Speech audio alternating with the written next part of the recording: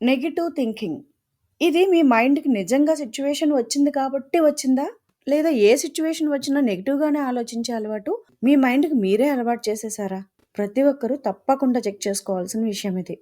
అన్నీ మనకు నచ్చినట్టే ఉండాలి. అందరూ మనం కోరుకున్నట్టే ఉండాలి. మనం ఉన్నట్టే వాళ్ళు ఉండాలి. ఈ ఆలోచనే ప్రతి సిట్యుయేషన్‌లో నెగెటివ్ థాట్స్‌లోకి మన మైండ్‌ని తోసేసేది. వేరే వాళ్ళు మనతో బాగుంటేనే మనకు బావుంటుంది. లేదా వాళ్ళ అప్రూవల్ ఉంటేనే నా మనసుకు ఆనందంగా ఉంటుంది. ఇలా ఆలోచించే అలవాటు తప్పనిసరిగా వదిలేయాల్సిందే. ఒక్కసారి క్రాస్ చెక్ చేసుకోండి.